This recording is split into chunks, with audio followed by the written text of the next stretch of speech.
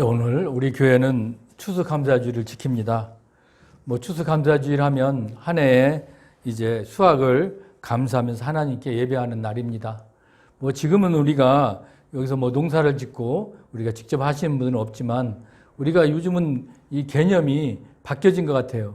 왜냐하면 이 겨울에도 여름 과일을 먹는다든가 이제는 사계절이 구분이 없이 우리가 모든 것을 취하기 때문에 이게 무슨 그 계절의 감각이 없지만 그러나 우리의 민족의 전통은 뭡니까? 그 농업 경작이잖아요. 그래서 특별히 우리가 벼농사죠. 우리가 벼는 겨울에 수확을 못 합니다.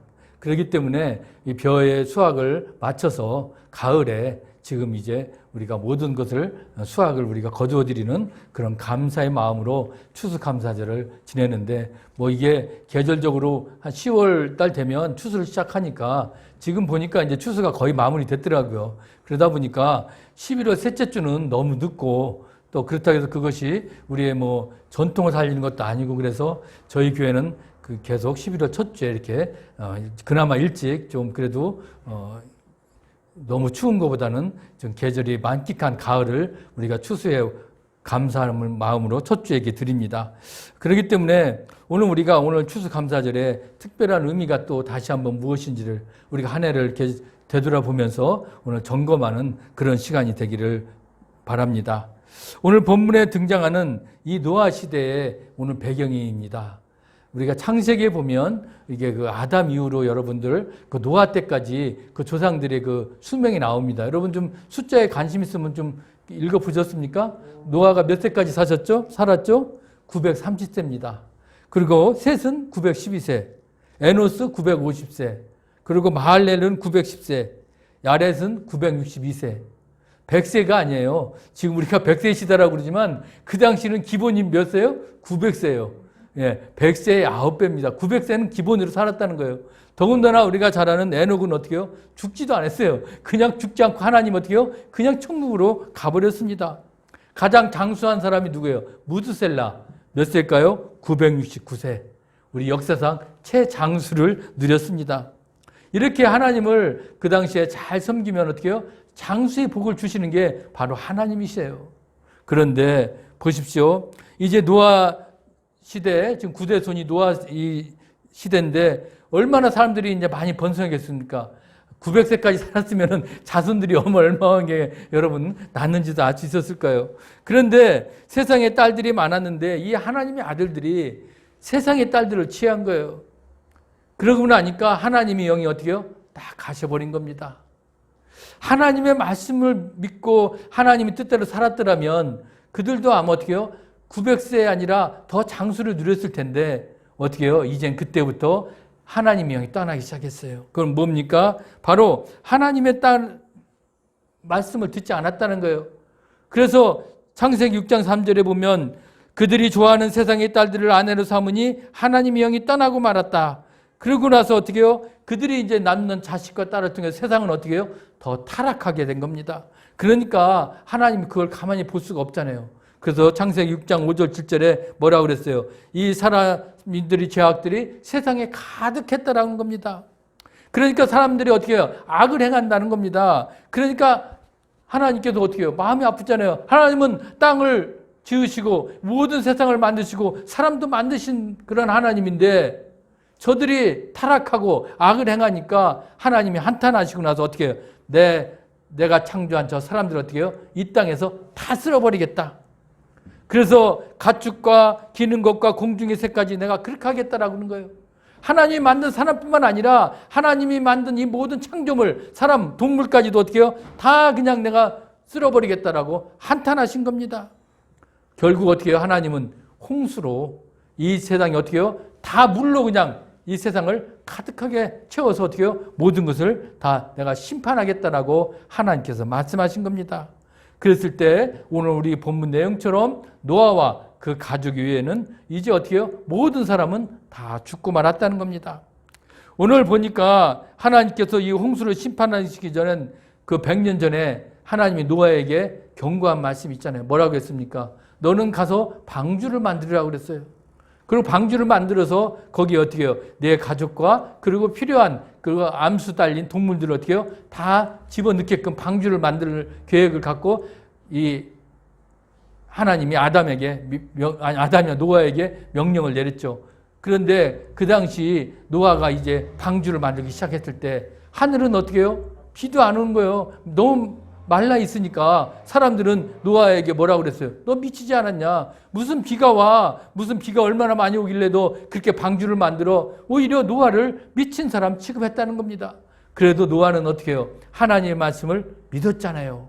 하나님 말씀을 믿었기 때문에 그는 100년 동안 방주를 만들기 시작했고 방주를 완성을 했고 그리고 방주에 어떻게 해요? 자기 가족들과 그리고 동물들 자기가 암수 한 쌍씩 동물들을 그 방주 안에 들어가게 한 겁니다. 자, 여러분 하나님이 왜 배를 만들라고 했습니까? 이 세상이 어땠다고요? 타락했기 때문에. 여러분 이 방주의 의미가 오늘 우리에게는 어떤 의미로 다가오는지 우리가 이 시간 알았으면 좋겠습니다. 여러분 지금은 세상이 어떻습니까? 세상이 깨끗하고 정직합니까? 악이 없습니까? 아니잖아요. 지금 우리가 살고 있는 세상도 보면 어떻게 보면 노아 홍수 시대와 비슷한 시대에 살고 있다는 것을 알 수가 있는 겁니다. 요즘은 보세요. 유전자를 편집해서 지금 복제로 태아로 사람을 만드는 겁니다. 환경을 파괴하잖아요. 얼마나 많은 공해 물질이 배치돼서 지금 이제 오존층이 파괴될 거라고 그럽니다. 과학자들 그래서 50년 후에는 저 남극과 북극이 아마 그 얼음이 다 녹아버리면 어떻게 된다고요? 아마 이 지금 바닷가에 있는 도시들을 대부분 어떻게 해요? 다 잠겨버린다는 거예요. 높은 데 위에는 산동네 위에는 이제 밑에 저지대는 다 도시가 없어질지 모릅니다. 그런 위기 상황이 지금 우리들에게도 있거든요. 그런 걸 생각해 보면 하나님은 홍수처럼 무서운 심판이 또 우리 가운데 임한다라는 것입니다. 그러려면 어떻게 할까요? 우리도 방주에 들어가야 되지 않겠습니까? 노아가 하나님의 말씀을 믿고 그들의 가족을 그 방주에서 지켰던 것처럼 이제 우리들도 방주가 필요하다는 겁니다. 그러면 우리들의 방주는 어딜까요? 바로 교회라는 겁니다. 우리가 이 교회에 나와서 이렇게 하나님을 찬양하고 예배하고 하나님께 믿음으로 고백할 때 하나님이 우리를 지켜주신다는 겁니다. 여러분 그런 고백이 있을 때 우리가 방주를 더 가까이 하고 방주 안에 우리가 들어와서 하나님을 더 믿는 그런 믿음의 생활을 할 때 노아의 그 가족들을 방주에서 지켜주신 것처럼 이제 우리들도 이 험난한 이 세상을 살아가는 데 있어서 이 교회 안에 두는 우리의 식구들을 하나님이 지켜줄 줄 믿습니다. 여러분 그런 축복을 다 받아야 되지 않겠습니까? 자, 오늘 이제 홍수 아까 얘기 나왔지만 홍수가 어땠습니까? 이제 150일 동안 땅에 넘쳤다고 그랬어요. 그런데 그 홍수가 넘치고 나니까 그 어느 정도 이제 홍수가 비가 그치고 나니까 어떻게 해요? 이제는 창문을 열었습니다. 그때 두려웠던 거죠. 노아도 내가 나가야 되나 마라. 근데 까마귀를 내놓으니까 까마귀가 이제 어떻게 물이 마르기까지 7일 동안 바깥에 왔다 갔다 하다 보니까 잎사귀를 데리고 왔어요. 아, 이제는 땅에 물이 다 말랐구나. 그렇게 해서 이제 노아 가족이 이제 방주에서 나온 겁니다. 그러면 방주에서 나오니까 이제 하나님께서 노아에게 뭐라고 했을까요? 하나님께서 이렇게 말씀하셨어요. 오늘 17절 말씀입니다. 하나님께서 이 노아에게 이렇게 얘기했죠. 너와 함께한 모든 혈육 있는 생물, 새와 가축과 땅에 기는 모든 것을 다 이제 이끌어내서 나와라. 이것들이 땅에서 생육하고 땅에서 번성하리라. 땅에서 생육하고 번성케 하시는 하나님이 오늘 우리에게 주신 말씀이라는 겁니다. 그런데 거기에 누가 있었다고요? 바로 노아와 그 아들들과 그의 아내와 며느리 8식구밖에 없었어요. 나머지 모든 이 땅의 사람들은 어떻게 해요? 이제 흔적조차 찾아볼 수가 없었습니다. 노아의 가족들만 이제 하나님께서 축복해 주신 겁니다. 그리고 그 가족들을 통해서 이제 어떻게 해요? 하나님이 축복을 받아 세상에서 생육하고 번성하라고 하나님께서 약속해 주신 겁니다. 여러분, 우리 믿음의 가족들은 하나님께서 지켜주실 겁니다. 오늘도 하나님의 자녀들을 생육하고 번성하고 오늘도 그렇게 바라고 계신데 오늘 우리가 왜 그것을 포기하시겠습니까? 여러분들이 교회에 나와서 그 방주 안에서 하나님을 늘 찬양하고 기도하고 하나님께 더 믿음의 고백을 드릴 때 하나님께서 여러분들을 지켜주신다는 겁니다. 오늘 그것뿐이에요. 보니까 땅 위에 동물 곧 모든 짐승과 모든 기는 것과 모든 새라고 그랬어요. 그러니까 이게 의미하는 건 무엇을 얘기하겠습니까? 우리가 무엇을 하든 우리 믿음의 자녀들이 내가 어떤 일을 하든 어떻게 해요? 하나님의 지켜주시고 하나님께서 그 앞길을 다 예배해 주시고 축복해 주신다는 겁니다. 여러분 이것을 우리 말씀을 우리가 붙잡고 나아가기를 바랍니다. 그럴 때 아무리 험난한 세상을 어떤 악한 세력들이 우리를 무너뜨리려 할지라도 우리는 능히 이길 수가 있습니다. 우리가 감당할 수 있습니다. 여러분 오늘도 하나님께서 우리에게 주신 이 땅에서 생육하고 번성케 하신 하나님의 말씀을 우리가 믿고 그 약속의 말씀 붙들고 오늘도 힘차게 나아갈 수 있기를 주의 이름으로 부탁합니다. 이제 보십시오. 성도의 아름다운 삶은 하나님께 생육하고 번성하는 축복을 받는데 그치지 않아요. 오늘 노아가 한 행동을 보세요. 우리는 하나님을 섬기는 데 있다는 겁니다. 우리 속담에도 주는 것이 있으면 어떻게 해요? 바로 받는 정도 있다고 그랬습니다. 우리는 하나님께 받을 생각만 하지 말고 우리도 하나님께 드려야 된다는 겁니다.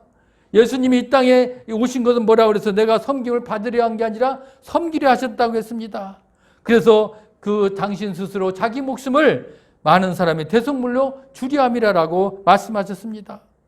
주님은 우리를 얼마나 사랑하셨으면 자신의 목숨까지도 우리에게 주시고 그렇게 사역을 하셨습니다.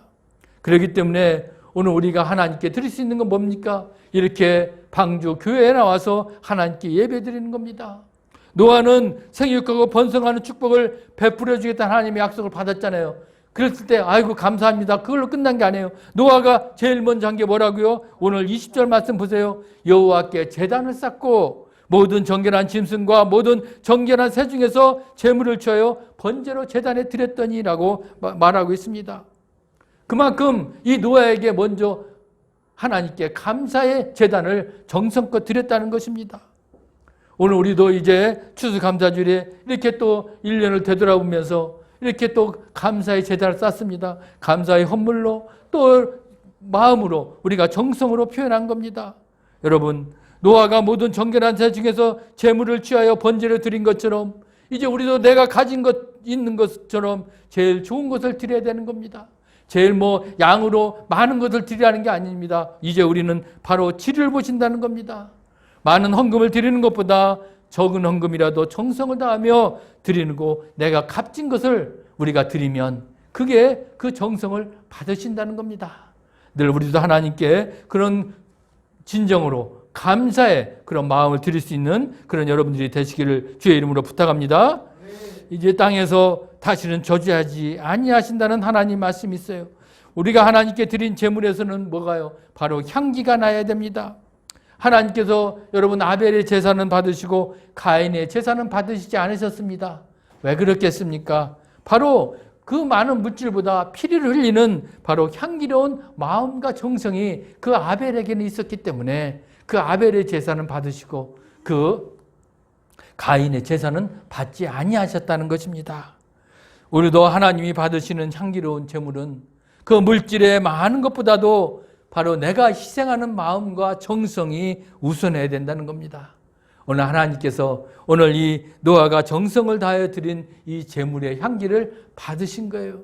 그것을 받으셨기 때문에 하나님께서 오늘 노아에게 이렇게 또 축복의 말씀을 오늘 주시지 않았습니까? 그게 바로 오늘 우리가 마지막 절 21절, 22절 내용입니다.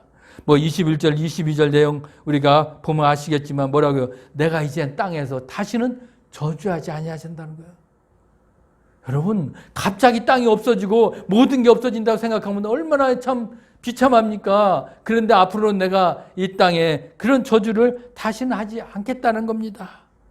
그리고 이제는 모든 것 땅에 있을 동안에도 심음과 거둠과 추위와 더위와 여름과 겨울과 낮과 밤이 쉬지 아니하니라. 이제는 너희들이 살아가는데 어떻게 해요? 정상적으로 살아갈 수 있도록 모든 환경과 여건도 만들어 주시겠다라고 오늘 하나님께서 약속의 말씀을 이 노아에게 주셨습니다. 여러분 우리가 하나님께서는 저주만 하시는 분이 아니에요. 심판하시는 분이 아닙니다. 바로 이렇게 축복하시는 하나님이라는 거예요. 여러분 우리들 삶 가운데 보면 늘 저주가 있습니까? 또 한편은 축복이 있습니다. 저주와 축복은 늘 대치하면서 우리가 나아갈 수가 있습니다. 그런데 세상에 누가 저주를 바라는 사람이 있겠습니까? 아마 세상에 아무리 악한 사람도 나 저주해 주세요. 그런 사람 없을까요? 다 나를 축복해 주세요. 그런 축복을 바라는 사람이 많다라는 겁니다. 그런데 내가 원한다고 해서 저주하고 내가 원한다고 해서 내가 축복을 받을 수 있습니까? 아니라는 겁니다. 저주와 축복이 해줄 수 있는 분은 바로 하나님이라는 겁니다. 하나님 그분만이 우리를 저주하시고 축복하실 수 있습니다. 그렇기 때문에 오늘 이제 추수감사주일에 오늘도 우리가 주님 앞에 나와서 이렇게 예배드리고 늘 방주 안에서 주님을 찬양하고 늘 우리가 감사의 이런 마음을 표현할 수 있었던 것, 그것은 바로 하나님께서 우리를 어떻게 해요? 받아주신다는 겁니다. 여러분들이 오늘도 이 자리에 나와서 이렇게 늘 예배를 참여하고 또 감사의 예물을 표현하고 이렇게 하는 거 하나님이 그 정성을 받으신다는 겁니다. 그렇기 때문에 오늘 이 노아에게 오늘도 주시는 이런 축복의 말씀이 오늘 우리들에게도 여러분들에게도 동일하게 임할 줄 믿습니다. 그래서 여러분들의 앞길을 지켜주시고 보호해 주시고, 여러분 우리가 100년을 살고 200년을 살고 300년을 사는 게 뭐가 중요합니까? 우리가 사는 동안 주님께서 주시는 축복 가운데 우리가 기쁘고 감사한 마음으로 살고, 또 우리가 이 세상은 잠깐 왔다 가는 것입니다. 이제 더 좋은 곳으로 우리가 가서 영원토록 이제 우리는 살아가는 그런 영천국의 소망이 우리에게 있습니다. 그렇기 때문에 우리는 이 세상에 살아가면서 두려워하지 않고 외롭지 않고 고독하지 않습니다. 이제 우리 믿음의 자녀들은 오늘도 주님이 주시는 이 축복의 말씀을 붙잡고 오늘도 기쁨과 감격 가운데 오늘도 축복이 넘치는 그런 삶을 살아갈 줄 믿습니다. 여러분, 그런 삶을 누리는 것이 얼마나 우리에게 축복인지요.